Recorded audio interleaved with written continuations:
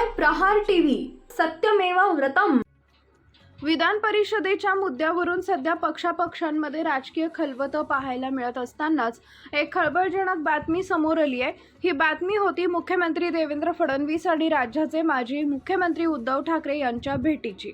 बुधवार दिनांक 22 एप्रिल 2026 रोजी मध्यरात्री उशिरा साधारण 2 वाजण्याच्या सुमारास या दोन नेत्यांची भेट झाल्याचं म्हटलं गेलं। प्रकाश आंबेडकर यांच्या प्रबुद्ध भारत या मीडिया हाऊसनं हा दावा केला, ज्यामुळे खरं काय आणि खोटं काय असेच प्रश्न सामान्यांसह राजकीय वर्तुळात जोर धरताना दिसले। अखेर खुद्द सीएम फडणवीसांनीच या प्रश्नाचं उत्तर देत सगळं सांगितलं। ठाकरे आणि फडणवीस यांच्यातील ही भेट झाल्याचं वृत्त वाऱ्यासारखं पसरलं आणि त्यानंतर ही भेट विधान परिषदेच्या कारणास्तव झाल्याचंही म्हटलं गेलं। किंबहुना या भेटीत फक्त विधान परिषदेच्या मुद्द्यावर चर्चा झाल्या की आणखी काही मुद्दे केंद्रस्थानी आले याबाबतचे तर्कही लावण्यात आले। मात्र मुख्यमंत्र्यांनी वेगळंच चित्र अधिक स्पष्टपणे मांडलं।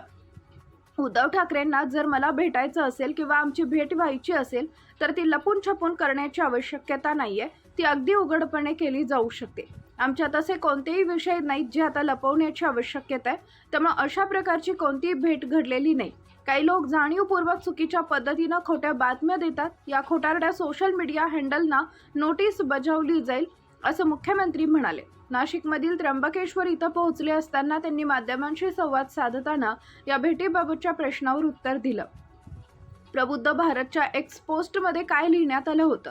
उद्धव ठाकरे यांनी काल मध्यरात्री सुमारे 2 वाजता मुख्यमंत्र्यांचे निवासस्थान असलेल्या वर्षा बंगल्यावर भेट दिल्याची माहिती सूत्रांकडून समोर आली आहे, अशी पोस्ट प्रबुद्ध भारतनं केली होती। दरम्यान या भेटीवर अनेक राजकीय चर्चांनी जोर धरला असतानाच भाजपाचे मुख्य प्रवक्ते एकनाथ बन यांनी त्याबाबतच्या चर्चा धुडकावल्या होत्या।